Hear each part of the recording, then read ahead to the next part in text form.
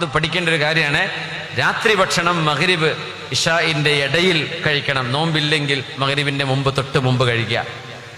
ഇതാണ് ഹബീബിന്റെ സുന്നത്ത്. തങ്ങളുടെ ചര്യ അതാണ്. സാന്ദർഭികമായിട്ട് പറയാം, 10 മണിക്കൊരു നാസ്ത, 10 മണിക്കൊരു ഫുഡ്, ആ പരിപാടി ഒന്ന് ശരീരത്തിന് കേടാണ്.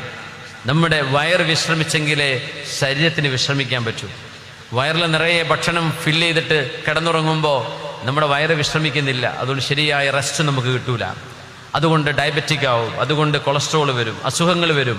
മിനിമം ഭക്ഷണം കഴിച്ച് നബി തങ്ങൾ പറഞ്ഞു, ലാ തനാമു അലൈഹ, ഭക്ഷണം കഴിച്ച് ഉടനെ പോയി കിടന്നിറങ്ങരുത്. ഇതൊക്കെ ഇന്ന് മെഡിക്കൽ സയൻസ് പറയുമ്പോൾ വാവ് ഭയങ്കര സംഭവമാണ്. നമ്മുടെ ഹദീസിൽ കിടക്കുന്ന വിഷയങ്ങളാണിത്. മഗ്രിബ് കഴിഞ്ഞാൽ പിന്നെ അശാ ഡിന്നർ, അത് കഴിഞ്ഞാൽ പിന്നെ ഇഷാ നമ്മുടെ നൈറ്റ് പ്രയർ, രാത്രി നിസ്കാരം. മഗ്രിബിന്റെയും ഇഷാഇന്റെയും ഇടയിൽ ഭക്ഷണം കഴിക്കുക. പിന്നെ നിങ്ങൾ കുറച്ച് സമയം ഇരുന്നോ, ഉറക്കം വരുന്നവരെ വെയിറ്റ് ചെയ്തോ, പക്ഷെ ഖനമുള്ളൊരു ഭക്ഷണം പിന്നെ കഴിക്കരുത്. ഇതാണ് ഹബീബിന്റെ ചര്യ. നമ്മുടെ അറബി കോളേജുകളിലും നമ്മുടെ ദർസുകളിലുമൊക്കെ മുതഅല്ലിമീങ്ങൾ അടക്കം അങ്ങനെ ശീലിച്ചു വരണം. രാത്രി ഇഷാവും കഴിഞ്ഞു പോയി ഭക്ഷണം കഴിക്കുന്നതിന് പകരം നേരത്തെ ഒന്നുകിൽ മഗ്രിബിന്റെ തൊട്ട് മുമ്പ്, മഗ്രിബ് കഴിഞ്ഞ ഉടനെ ഇഷാഇന്റെ തൊട്ട്, അല്ലെങ്കിൽ ഇഷാ കഴിഞ്ഞ തൊട്ട് ഉടനെ.